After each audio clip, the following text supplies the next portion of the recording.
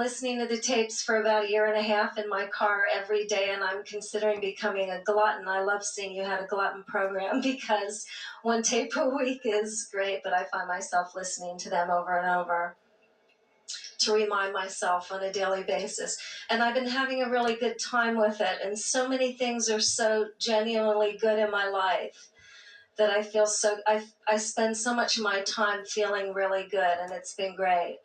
I have been doing the Rampage of Appreciation a lot. I did that for about 2.5 months straight every morning, either writing it or saying it on my way to work. And it's so spontaneous a lot of times because I deeply do have so much I'm grateful for in my life.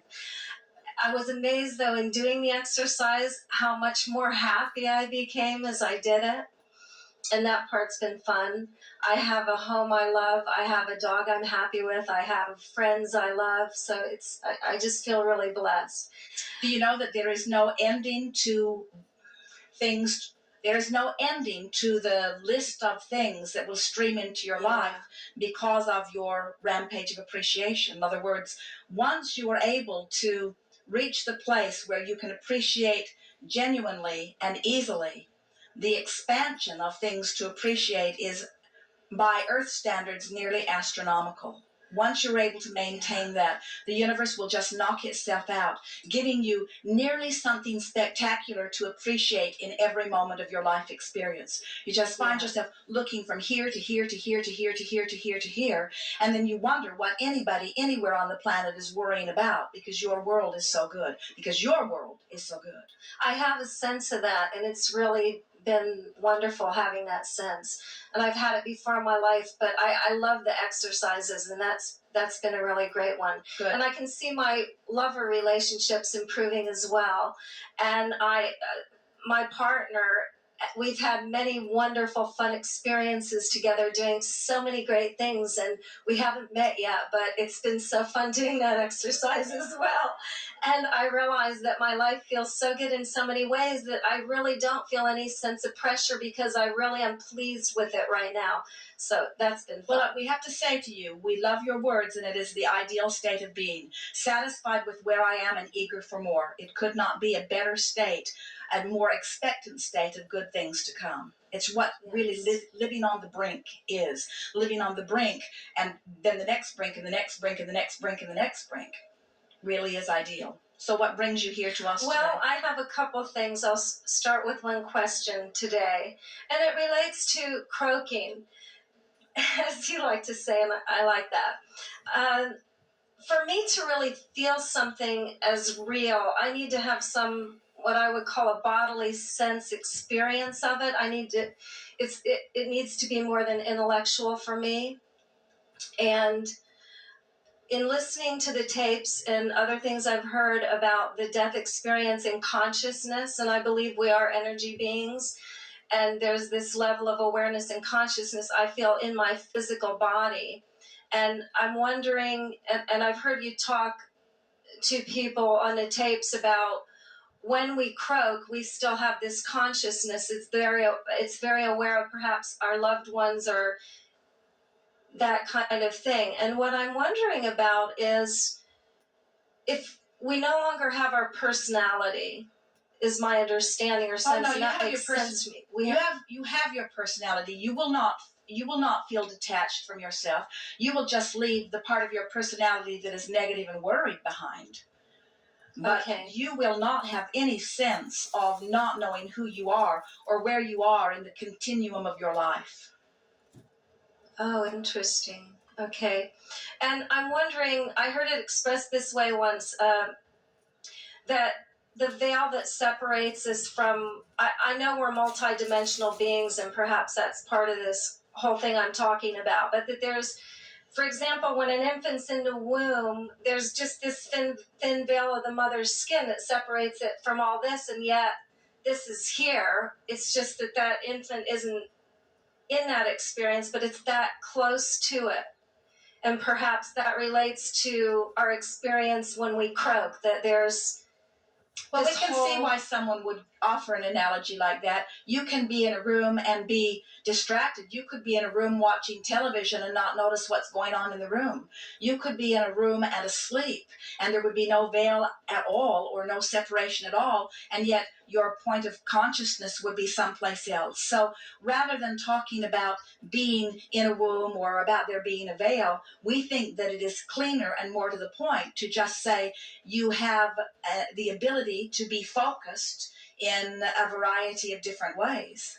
In other words, when you are having this conversation with us, you are here focused upon what you're going to say and upon what we are saying to you. You could be in this same room and having a very different experience than the one who is actually sitting in the hot seat. In other words, there are a variety of experiences happening in exactly the same time and space because the point of consciousness are varied. You can have two people having an eyewitness account of the same event and tell two completely different stories because more to the point of what they think they saw is who they were as they perceived it rather than what actually happened. And so it's all about vibration. It's all about points of consciousness. It's all about perception. Mm-hmm. So when you have what you would call your death experience, you will withdraw your attention from the way you focus here, and you will view this and the death experience all from that broader point of view. We would encourage you, we like the words that you began with, as you say, for me, I want to have a real experience. In order for it to be meaningful, I need to have a fuller experience with it, even beyond the words that I'm hearing. And so we would encourage you to acknowledge that during times of meditation, when you feel that feeling of detachment, that's sort of what the death experience is going to feel like for you. If you've ever laid in your bed and had some sort of physical discomfort in your body and you've just breathed it away, you've breathed yourself into a place of detachment from the discomfort, from the headache, from the toe ache, from the knee ache, from whatever ache that you have, and then you felt that well-being just sort of wash through you. Now you understand viscerally what the death experience feels like.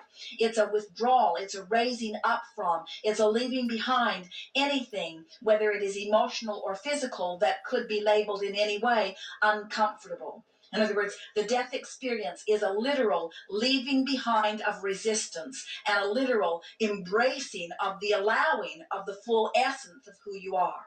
It's almost an immediate or instantaneous connection or acknowledgement with infinite intelligence. And so the feeling of well-being that flows through you and around you is palpable. Jerry and Esther heard a very brief encounter of a woman who was a model who was swept away with her lover in the waters of the tsunami. And she talked about how badly beaten up her body was. Her bones were broken, her pelvis was broken, and she was in great pain. And she was in the very dark water with all of the debris moving around with her and sort of beating her up, and she could not remain above the water anymore, and she just sort of found herself swirling around under the water, and she could not get any more air, and she resigned herself to the acknowledgement that it was over for her. She could not see a way out of it. And she literally, in her own mind, acknowledged her complete surrender. She said, I'm giving up. I'm just giving into it. And in that moment, as she relaxed, clarity began coming over her, and all of her physical pain subsided in that moment. And as she swirled around in the water, instead of it being uncomfortable, it was actually pleasurable to her. And she did not know it. She did not know that she was drowning or that she was not drowning. She was enjoying the pleasurable moment of the subsiding of all discomfort. And in the midst of all of that, what was actually happening was she was surfacing, and her head came out of the water, and she saw the bright blue sky and said it was the most beautiful thing that she'd ever seen. And she'd had a sort of personal, which is what you're talking about, personal awakening. In other words, she had the death experience without having the death experience. She had the releasing of resistance. And what we're wanting all of you to realize is that you don't have to get yourself into a place where you have no other choice before you give up up your resistance. You can give up your resistance at any time that you choose once you've worked yourself up the emotional scale. In other words, a quantum leap like that, we say, I'm at 40,000 feet, I have no parachute, I'm plummeting to the earth, what should I do? And we say, hang on, it will be over soon. But we're wanting you to realize that at any time you can release resistance and have the experience of that death experience. And we want to say that there is no such thing as a true death experience. It's just a fuller life experience. In other words, that gate that membrane, that veil between what you call non-physical and physical, what you call between physical life and that which you are calling death, does not exist. It's just the releasing of resistance, you see. And there are so many people that describe the death experience who have approached it and then been resuscitated and come back into their physical body, who describe with remorse that they came back into their body because they, with such desire, wanted to move toward the wonderful feeling of the releasing of all of that resistance. And every word that we utter, every process that we offer is about helping you all to release the resistance little by little so that you can begin feeling that. But you know, you're not going to feel the contrast as much when you have incrementally moved yourself up the emotional scale. In other words, there are many of you who feel as good as those who are now having the death experience. But comparatively speaking, you just don't know it because your relationship with life has gotten so very, very good, you see. Yes. I know from doing certain practices or just spontaneously having an experience that to me I would say is spiritual, just in the sense of really feeling deeply the connection with source energy, and then I'm part of source energy. And so for me, that's why partly I can relate to the perspective of Abraham, because I've felt for so long we have in us that capacity for that direct experience, and it is all about the direct experience rather than an intermediary or someone telling. Well, we like the tone of your question, because when someone says, I want to understand and maybe even viscerally feel what the death experience is like, that's someone who's saying to us, I want to open my vortex and feel the fullness of who I am living through me here and now. Because, you see, we don't have to teach you about the death experience. You're all going to have it. We don't have to teach you about releasing resistance. Then you won't be able to help it. We want to teach you about releasing experience, the negative experience and the negative vibration now. We want to teach you to release resistance now and we want you to all feel detachment from things that trouble you. We want you to all feel detachment from pain and sorrow and regret and guilt. We want you to have there it is. Oh, let's say it. First time ever. But it could not be a more powerful statement. What death literally is the death of resistance. That's what it is. And you can have it before they bury your body, or burn it, or throw it in the water, whatever you plan to have done. Jerry wants to be thrown off in the bushes. They travel the nation, they look for just the right bushes everywhere they go. It's troubling to Esther. As you realize that the death experience is literally the releasing of resistance. That's the best description or definition of death that we could ever give. The death of resistance, the ceasing of resistance is what death is. And so now we have to redefine death as death is finally living. Wow.